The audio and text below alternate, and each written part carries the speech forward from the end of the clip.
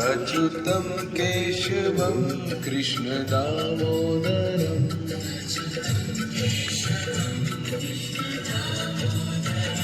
राम नारायणं जानकी वल्लभम् तेन तनु जानिके सुमिरो पवन कुमार बल बुद्धि विद्या देहु मोहि हरऊ कलेश विकार। राम जय राम जय जय राम, श्री राम जय राम जय जय राम, श्री राम जय है ना। तो कुछ जानकारी इस पे मैं दूंगा आपको।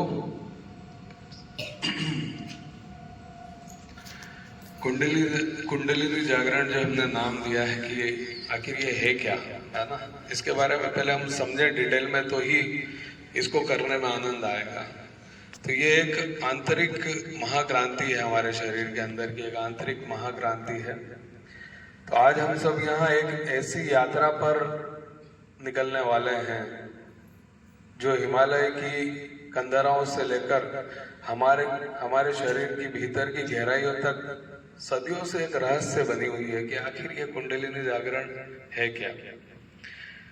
अक्सर लोग पूछते हैं कि कुंडली जागरण क्यों करना चाहिए, इसकी क्या आवश्यकता है। तो मेरे प्रिय साधकों, जैसे एक बीज के अंदर अपन देखते हैं कि एक बीज के अंदर एक विशाल वट वृक्ष बनने की क्षमता होती है, वैसे ही हर मनुष्य के भीतर एक सोई हुई ऊर्जा, एक सोई हुई एनर्जी है। हम अपनी पूरी जीवन में अपनी क्षमता का केवल 5 से 10% उपयोग कर पाते हैं और 90% एनर्जी, 90% ऊर्जा हमारी सोई हुई रहती है। आप सोचें, केवल 5 से 10% ही उपयोग हम कर पाते हैं। तो कुंडलिनी जागरण वो विज्ञान है जो 90% ऊर्जा के उन द्वारों को खोल देता है। हमें ये क्यों करना चाहिए, इसका क्या महत्व है। तो हमारा जीवन तनाव, चिंता और बीमारियों के घेरे में है, उनसे अगर हमें मुक्ति पाना है तो कुंडलिनी जागरण करना चाहिए। हमारी ऊर्जा, ये जो सोई हुई ऊर्जा है, ये कहाँ पर है, ये हमारी जो रीढ़ की हड्डी का जो निचला हिस्सा है जिसको हम मूलाधार चक्र कहते हैं, ये यहाँ पर स्थित है। इस मूलाधार चक्र में ही ये सोई हुई ऊर्जा है जिसे हमें वहां से इलिफ्ट करके ऊपर की ओर लाना है। ठीक है, तो मूलाधार चक्र को कैसे एक्टिव करेंगे उसके बारे में मैं अभी आपको और डिटेल बताऊंगा। तो ये मूलाधार चक्र पर जो अटकी हुई हमारी ऊर्जा है उसे हमें ऊपर लाना है। और जब हम कुंडलिनी प्रयोग करते हैं तो ये ऊर्जा ऊपर की ओर उठती है। अब इस प्रयोग में हम क्या क्या करते हैं, तो हमारे इस कुंडलिनी जागरण के 4 चरण हैं। पहला चरण, पहली स्टेप है शेकिंग। हम बॉडी को जर्क देते हैं, 15 मिनट तक हम जर्किंग देंगे, जितना जर्किंग दे सकते हैं, है ना। कैसे देना है वो भी मैं आपको पूरे इंस्ट्रक्शन यहाँ से दूंगा। तो ये जो जर्किंग होता है, जो शेकिंग होता है, ये हमारे शरीर की नसों में जमी सालों पुरानी जकड़न और कचरे को बाहर निकाल देता है। उसके बाद 15 मिनट का नृत्य होता है। ये नृत्य हमारे अहंकार को गला देता है। जब हम नाचते हैं तो हम शरीर नहीं रहते हैं, बल्कि हम एक आनंद बन जाते हैं। इससे होने वाला अद्भुत लाभ क्या क्या है, कुंडलिनी जागरण से क्या क्या लाभ आपको होने वाले हैं, इनके बारे में आप समझें। सबसे पहले होता है मानसिक स्पष्टता। आपके निर्णय लेने की क्षमता बढ़ जाती है, मन का कोहरा छट जाता है। दूसरा, अदम्य उत्साह। आप ऊर्जा से इतने भर जाएंगे कि थकान शब्द आपके जीवन से ही निकल जाएगा कि थकान क्या होती है ना। फिर है भावनात्मक संतुलन। छोटी छोटी बातों पर जो हम गुस्सा आ जाता है हमें, हम क्रोधित हो जाते हैं, है ना, दुखी हो जाते हैं, वो सब बंद हो जाएगा जब आपकी कुंडलिनी जागरण होगी, जब आपकी ऊर्जा ऊपर आएगी तो ये सारी चीजें खत्म होने लगेगी। शारीरिक आरोग्य, यह प्रयोग आपकी तंत्रिका सिस्टम को, नर्वस सिस्टम को पुनर्जीवित कर देता है, जिससे पुराने रोगों में भी चमत्कारिक लाभ होता है। आप किसी भी पुरानी बीमारियों से ग्रसित हैं तो आपका नर्वस सिस्टम एक्टिवेट होता है, तो सारी बीमारियों में भी आपको लाभ होता है। स्वयं से साक्षात्कार। आंखों पर बंदी जो 60 मिनट तक हमारे आंखों पर जो पट्टी बंदी होती है, वो आपको दिखाएगी कि ये खुली आंखें कभी देख नहीं पाई, और वो क्या चीज नहीं देख पाई है, वो था आपका दिव्य स्वरूप। अंत में बस इतना ही कहना चाहूंगा कि आज हम यहाँ केवल कसरत करने नहीं आए हैं, केवल योग करने नहीं आए हैं, हम यहाँ खुद को जगाने आए हैं। आज हम अपनी चेतना के उस स्तर पर, उस शिखर पर पहुंचेंगे जहां परम आनंद का वास है। तो आइए 60 मिनट के लिए हम इस संसार को भूल जाएं और डूब जाएं उस विराट ऊर्जा में। अब हमें किन किन बातों का ध्यान रखना है कुंडलिनी जागरण में, ये स्पष्ट रूप से समझे ताकि आप किसी तरह की गलती ना करें। सबसे पहले तो ये ध्यान जो होगा ये 60 मिनट का ध्यान है ना। तो 60 मिनट आपकी आंखों पर पट्टी रहेगी। जो लोग पट्टी, कौन कौन लेके आए पट्टी? सभी लेके आए ना। जो नहीं लाए वो ईमानदारी से भी अपनी आंखें बंद कर सकते हैं, ये उनके ऊपर है वो कितनी ईमानदारी से कार्य ये कुंडलिनी जागरण का प्रयोग करते हैं। और जो लाए हैं वो पट्टी बांधेंगे। तो 60 मिनट तक आंखों पर पट्टी रहेगी। पट्टी बांधने का क्या कारण है? ताकि साधक का मन बाहरी दृश्यों से कटकर पूरी तरह अपनी आंतरिक ऊर्जा पर केंद्रित हो जाता है। तो जो पहला काम हम करेंगे वो क्या करेंगे? जो पहला म्यूजिक यहाँ पर रहेगा, म्यूजिक चलता रहेगा, तो पहले जो 15 मिनट में जो म्यूजिक बजेगा उस पर हमें शेकिंग करना है, शरीर को बिल्कुल ढीला छोड़ देना है ना। घुटनों को लचीला रखना है, मैं आपको करके भी दिखाऊंगा। घुटनों को हम लचीला रखेंगे और बस केवल ऐसे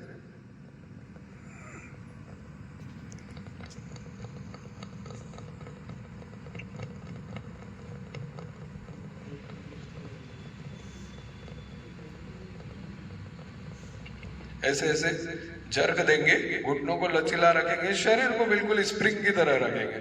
देखिए, अगर आप शरीर को कड़क रखेंगे तो किसी भी तरह की ऊर्जा का प्रभाव नहीं होगा। तो शरीर को कड़क नहीं रखें, बिल्कुल लचीला रखेंगे और इस तरह आप शेकिंग जर्क देंगे। ये कितनी देर तक देना है? हो सकता है पसीना पसीना हो जाए आपको सब, मतलब पर एक अलग ही अनुभूति, अलग ही एहसास होगा। बस इसको आप निरंतरता से 15 मिनट आपको करना है। तो संगीत की थाप को महसूस करते रहें और उस हिसाब से अपनी बॉडी को जर्क देते रहें। और ये स्वतः होने लगेगा। कुछ समय बाद इसे आपको करना नहीं होगा, ये अपने आप होने लगेगा। तो जो हो रहा है उसको महसूस करें और जो हो रहा है उसको होने दें। ऊर्जा आपको लगेगी जो पैरों से ऊपर की तरफ आ रही है, उसको महसूस करें। क्योंकि अगर आप शरीर को पत्थर की तरह कड़क रखेंगे तो फिर किसी भी तरह का ऊर्जा का प्रभाव नहीं होगा, है ना। तो बिल्कुल स्प्रिंग की तरह होना है और जर्क लगातार देते रहना है और भीतर के डर और तनाव को कंपन के साथ बाहर फेंकते रहना है। दूसरा, 15 मिनट जैसे ही खत्म होंगे, 15 मिनट के बाद आपको नृत्य में भी यहाँ म्यूजिक है, किसी तरह के शब्द नहीं आएंगे। उस म्यूजिक में आपको जैसे जो भी म्यूजिक बज रहा है बस आप खड़े खड़े अपने पाँव हिला रहे हैं, उस म्यूजिक में अंदर खो जाना है बस, ठीक है। मतलब जो आपके अंदर कंपन करने से जो ऊर्जा पैदा हुई है उसे नृत्य में बदलना है, ठीक है। जैसा मन करे वैसा नाचे, कोई स्टेप्स नहीं है, कोई नियम नहीं है। जो आपका शरीर जो कर रहा है, जो करवा रहा है, बस उस हिसाब से उस म्यूजिक में खो जाना है। मतलब महसूस ये करना है कि आप नहीं नाच रहे हैं, बल्कि आपके भीतर एक परमात्मा नाच रहा है। बस कोई देखने वाला नहीं है, सबकी आंखों पे पट्टी है। आप जैसा आपको अच्छा लग रहा है वैसा आपको करना है। किसी तरह का कोई नियम नहीं है, कोई स्क्रिप्ट नहीं है, कोई अपने की डांस स्टेप्स नहीं है ना। तो जैसा म्यूजिक है उसमें आप जैसा हिल सकते हैं, जैसा मूवमेंट कर सकते हैं, वो सब आपके ऊपर है। तो जैसा अच्छा लगे, बस भीतर अपने परमात्मा को महसूस करें कि वो आपके अंदर नाच रहा है। ये चरण हृदय खोलने के लिए है और आप जितने भावुक होना चाहें, इसमें जो जितना भावुक हो सकते हैं, जितना आनंद लेना है इसके अंदर ले सकते हैं। अपने अस्तित्व को इस नृत्य में विलीन कर देना है पूरा। फिर तीसरा चरण है ध्यान, जहाँ एकदम म्यूजिक स्टॉप होगा, 15 मिनट जैसे खत्म होंगे, मैं बीच बीच में इंस्ट्रक्शंस मेरे आते रहेंगे। जैसे ही म्यूजिक चेंज होगा अपना, अपने को तुरंत जहाँ है जैसे है वहाँ रुक जाना है और ध्यान मुद्रा में बैठ जाना है। ठीक है, अब 15 मिनट का ध्यान रहेगा, बस आपको ध्यान करना है। ध्यान में मैंने आपको बताया अपने अपने एक तो ऊर्जा को महसूस करेंगे, जो अपने अंदर इतनी देर ऊर्जा अपन ने जो पैदा करी है ना। रीढ़ की हड्डी एकदम सीधी रखना है, बिल्कुल भी ऐसे नहीं रखना है। ठीक है, बिल्कुल सीधी रहेगी। सांसें, धड़कन, सन्नाटा, उन सब के साक्षी बनना है अपने को। ठीक है, सांसों को लंबी गिरी लेना है, छोड़ना है ना। कुछ भी बदलना नहीं है, बस देखना है जो हो रहा है उसे होने दो, है ना। यह चरण जो है वो मौन और गहराई का है ना। कंपन और नृत्य के बाद जो शरीर थक जाता है, मन शांत होने लगता है। शांति के इस महासागर में गोता लगाना है, जो हो रहा है बस उसे होने देना है। फिर चौथा चरण है शवासन, जिसमें बिल्कुल मुर्दे की तरह लेट जाना है, बिल्कुल रिलैक्स, जैसे कोई जान नहीं हो हमारे अंदर। ये 15 मिनट रहेगा, इसमें कोई म्यूजिक नहीं रहेगा, कुछ भी नहीं रहेगा, साइलेंट रहेगा। तो जो हो रहा है अंदर उसे होने देंगे और ऊर्जा को सबको महसूस करेंगे। शरीर को जैसा चाहे वैसा छोड़ दे, जैसा कि आप मर गए हो। अब न तो कुछ करना है, न ही कुछ देखना है, बस शून्य हो जाए। पृथ्वी के गुरुत्वाकर्षण को खुद को खींचने दे। यह विसर्जन का समय है। यहाँ साधक ब्रह्मांडीय ऊर्जा के साथ एक हो जाते हैं और साधकों के लिए पूर्ण विश्राम, पूर्ण शून्यता। साधकों के लिए पूर्ण विश्राम मतलब इसमें कुछ भी नहीं, बस बिल्कुल आप जैसे मर गए हैं उस तरह से रहेंगे और कोई हिलेंगे नहीं, डुलेंगे नहीं, और जो अंदर हो रहा है उसको महसूस करेंगे। ठीक है, तो किन किन बातों का ध्यान देना है। 60 मिनट तक हमारी पट्टी नहीं खुलेगी। ठीक है, दूसरा क्यों, क्योंकि अंधेरा ही यहाँ पर प्रकाश का द्वार बनने वाला है। आज सांस कैसे लेना और कैसे छोड़ना है किसी भी प्रयोग में, तो कंपन और नृत्य के दौरान गहरी लंबी सांस लेते रहना है ना। खाली पेट हम ये प्रयोग भी कर सकते हैं, नाश्ता के बाद भी कर सकते हैं, बाद में भी आप इसको कभी करना चाहें तो। मौन प्रयोग के दौरान तो मौन रहना ही है, प्रयोग खत्म होने के बाद भी 5 से 10 मिनट तक मौन रहना है। ठीक है, ताकि हम अनुभव जो हमने ये अनुभव किया उसको हम और अधिक गहरा कर पाए। नहीं तो क्या, जैसे हमारा कुंडलिनी जागरण खत्म हुआ, आपस में बात करने लगेंगे तो वो गहराई तक नहीं जा पाएगा। तो 5 से 10 मिनट उसके बाद भी हम सब मौन रहेंगे। ठीक है, मोबाइल सबके साइलेंट, किसी तरह का कोई डिस्टरबेंस नहीं हो तो सब अपने मोबाइल पहले साइलेंट कर लीजिए, है ना। तो ये सारे इंस्ट्रक्शन थे। किसी को और कुछ पूछना हो इसके अंदर तो पूछ सकता है। बाकी मैं आंखें बंद भी रहेगी पर मेरे इंस्ट्रक्शंस कुछ ना कुछ आते रहेंगे आपके पास, है ना। तो वो आप सुनते रहें और उसको फॉलो करते रहें। तो कोई कुछ और जानना चाहता है, 1 घंटे की ये अद्भुत यात्रा है और इसके बाद जो आपको महसूस होने वाला है वो उसको कोई मैं शब्दों में बयान नहीं कर सकता। किसी ने पहले किया है कुंडलिनी जागरण, चलो एक और बस। चलिए, तो अब हम बिना देरी किए इस लाइए, मेरा मोबाइल साइलेंट करना है ना, लाइए सबके मोबाइल साइलेंट कर लें।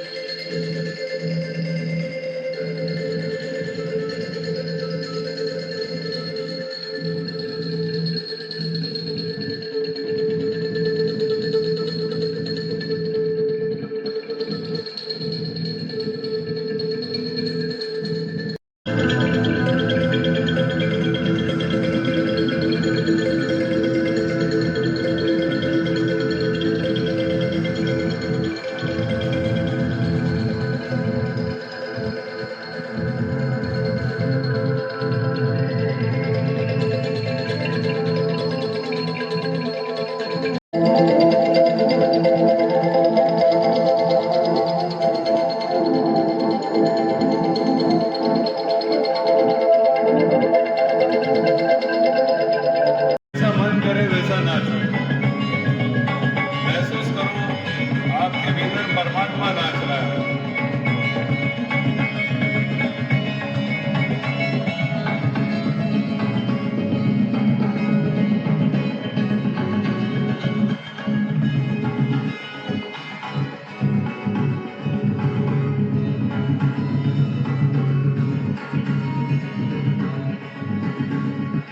जैसा भी मन करे वैसा नाचे, कोई नियम नहीं, कोई स्टेप्स नहीं, बस आनंद में झूम उठे, आनंद में।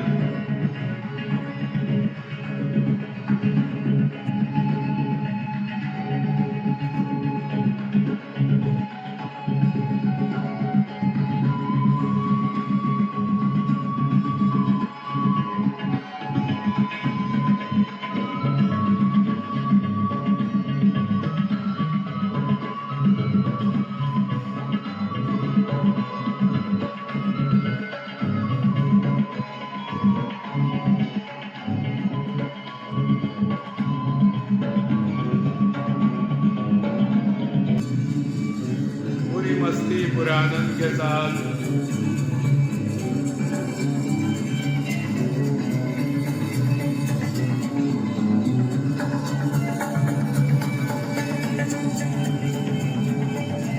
पूरी मस्ती, पूरे आनंद के साथ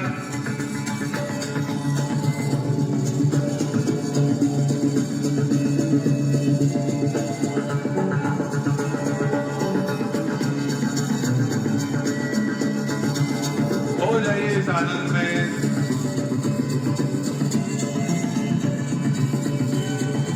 एक अलग ही अनुभूति इस परम आनंद की, इस ऊर्जा की, इस चेतना की।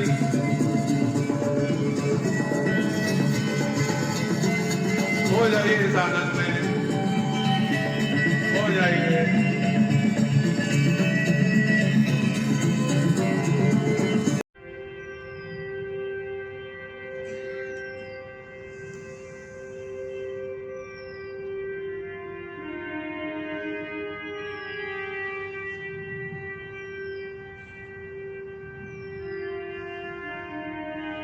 रीढ़ की हड्डी सीधी रहे,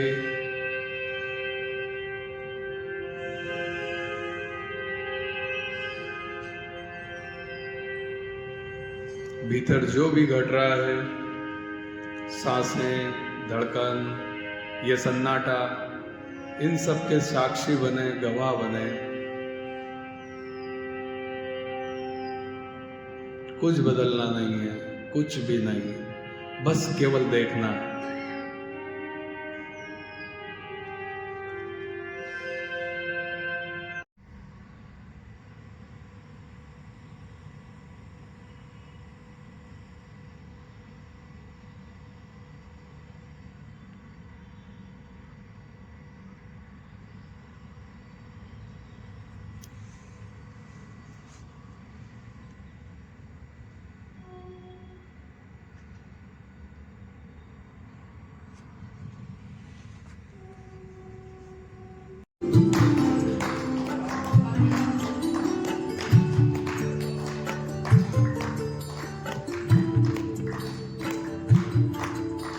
मुस्काती मैया सुन मेरे प्यारे, बोली मुस्काती मैया सुन मेरे प्यारे, गोरी गोरी राधा के नैन कजरारे, काल नैन वाले ने काल नैन वाली ऐसा जादू डाला, इसीलिए काला। यशोमती मैया से बोले नट लाला, राधा क्यों गोरी मैं क्यों काला, राधा क्यों गोरी मैं क्यों काला। चलिए सभी को मेरा प्रणाम। जय श्री राम। कि अगर आपको लगता है कि आपकी समस्या जहाज जितनी बड़ी है, तो ये भी जान लीजिए कि प्रभु की कृपा सागर जितनी विशाल है। एक छोटी सी कहानी हमारे प्रभु के प्रति आस्था की और प्रभु की लीलाओं की, कि प्रभु की क्या लीला रहती है। कोई भी हमारे साथ अगर कोई भी संकट, कोई विपत्ति आ रही है जीवन में, तो उन सब के पीछे प्रभु की क्या लीलाएं हैं, उन लीलाओं को समझने की एक बहुत सुंदर कहानी है। एक बार नारद जी भगवान विष्णु जी से कहते हैं कि प्रभु ये बताइए कि जो आपकी भक्ति करता है, आपकी आराधना करता है, आपकी पूजा करता है, सेवा करता है, वो कष्ट में क्यों रहता है? और एक तरफ जो न तो आपकी भक्ति कर रहा है, न पूजा कर रहा है, वो बड़े आनंद में, वो खूब पैसा कमा रहा है, बड़े आनंद में जी रहा है। तो क्या क्या कारण है? तो प्रभु कहते हैं कि एक काम कर, चलो अपन भ्रमण करके आते हैं पृथ्वी लोक पे, मृत्यु लोक पे चलते हैं, भ्रमण करके आते हैं। दोनों साधु का वेश धारण करते हैं और पृथ्वी लोक पर आ जाते हैं। आकर एक अमीर व्यक्ति के घर जाके दरवाजा खटखटाते हैं, भिक्षाम देहि। अमीर व्यक्ति बाहर निकलता है, करण में तमाया हुआ, क्या है? रोज आ जाते हो भीख मांगने, क्योंकि समय क्या, मेहनत करो, कमाओ, खाओ। बहुत अपशब्द कहता है, बहुत अड़चन सुनाता है भगवान। और नारद जी दोनों सुनते रहते हैं, ब्राह्मण के वेश में आए, साधु के वेश में आए। बहुत अपशब्द कहने के बाद वो दरवाजा बंद कर लेता, भागो यहाँ से, और दरवाजा बंद कर देता है, कुछ भी नहीं देता है। अब ये लोग वहां से आगे चलते हैं थोड़ा। अब नारद जी सोचते हैं कि भगवान तो अब इसको ऐसा श्राप देंगे, इसका काम धंधा सब चौपट हो जाएगा और बिल्कुल भीख मांगने की स्थिति में ला देंगे इसको। तो ये, पर भगवान क्या कहते हैं सुनिएगा। भगवान कहते हैं इसको और अधिक धन मिले, ये और अधिक, इसका काम धंधा और अधिक चले, ये और अधिक प्रसन्न रहे, ऐसा उसको आशीर्वाद देते हैं। तो यार विष्णु जी, वो नारद जी को लगता है कि यार ये क्या, इतना हमें भला बुरा कहा और भगवान तो इसको और अधिक धन मिले, और अधिक व्यापार बढ़े बोले। ठीक है, थोड़ा आगे जाते हैं, एक गरीब की कुटिया पे जाते हैं, जहाँ पर एक गरीब बुढ़िया रहती है जो भगवान की बड़ी भक्त रहती है, भगवान की बड़ी भक्ति करती है। उसके कुटिया के बाहर एक गाय भी बंधी होती है। वो वहां जाकर आवाज लगाते हैं, भिक्षाम देही। वो आती है बाहर, बोला कि प्रभु माफ करना, मैं आपको भोजन तो नहीं करा सकती, लेकिन मेरे घर गाय है, मैं आपको दूध पिला सकती हूँ। ठीक है, अच्छे से आसन वासन लगाती है दोनों के लिए, उनको दूध पिलाती है, दूध की सेवा करती है। दूध पीने के बाद दोनों आगे बढ़ते हैं, भगवान और नारद जी उसको आशीर्वाद देते हैं। बोले हाँ, मैं तो प्रभु की भक्ति करती हूँ, मुझे तो केवल आपका आशीर्वाद चाहिए। ये वो आगे बढ़ते हैं, और आगे बढ़ने के बाद भगवान जी पीछे मुड़ते हैं और उस कुटिया की तरफ, उस गाय की तरफ देख के कहते हैं कि इसकी गाय मर जाए, कुछ दिनों में इसकी गाय मर जाए। अब नारद जी सर आ गया कि ये क्या भगवान, ये क्या बात हुई? उस अमीर व्यक्ति ने हमें भगा दिया, अपशब्द कहे, आपने उसको तो धन, अधिक धन मिले और ऐसा आशीर्वाद दे दिया, और ये जिसने हमारी सेवा करी, हमें दूध पिलाया, अपनी अच्छे से आओ भगत करी, सेवा करी, और इसको बोल रहे हो कि आप इसकी गाय मर जाए, ऐसा क्यों प्रभु? तो प्रभु कहते हैं कि वो जो धनी व्यक्ति था, उसकी आसक्ति, उसका मन, उसकी लालसा सब काय में थी, धन में थी। तो मैं चाहता हूँ वो धन ही करता रहे जीवन भर, और धन में ही मर जाए, धन का स्मरण करता रहे, मेरा स्मरण ना कर पाए, और वो धन में ही, धन कमाने में ही रह जाए, और धन का स्मरण करते हुए ऊपर चला जाए, ताकि अगले जन्म में जब वो आए तो वो सर्प की योनि में आए, और किसके नीचे बैठा रहेगा? तिजोरी के नीचे बैठा रहे। और एक तरफ ये है जो बूढ़ी महिला थी, मैं चाहता हूं कि ये इसकी गाय की चिंता न करे, आखिरी समय में ये गाय की चिंता न करे कि मेरी गाय का क्या होगा, मेरी गाय को कौन ले जाएगा, कोई ले तो नहीं जाएगा, चोरी तो नहीं कर जाएगा। तो ये गाय की चिंता, गाय का स्मरण न करे, ये मेरा स्मरण करे, प्रभु का स्मरण करे, ताकि शास्त्रों में लिखा है कि हम अंत समय में, आखिरी समय में जिस भी चीज का स्मरण करते हैं उसके जैसे ही हो जाते हैं या उसके पास चले जाते हैं। तो ये अंत समय में मेरा स्मरण करे और मेरे धाम आ जाए, इसलिए मैंने कहा कि इसकी गाय मर जाए। तो छोटी सी कहानी है, लेकिन बहुत बड़ी बात, बहुत बड़ी प्रभु की लीला जो हमें यहाँ पर बताती है कि जीवन में हम जब भी दुखी होते हैं, हमारे साथ बहुत कष्ट होता है, तकलीफ होता है, तो ये आपके ऊपर प्रभु का उपकार है। प्रभु चाहते हैं कि आप उनकी भक्ति करें, उनके नाम का स्मरण करें, ठीक है। तो इस तरह ना सोचे, पॉजिटिव सोचे कि प्रभु आपको अपनी भक्ति में लेना चाहते हैं, अपने पास लेना चाहते हैं, आपको अपने जैसा बनाना चाहते हैं, इसलिए आपको दुख, कष्ट और तकलीफ मिल रही है।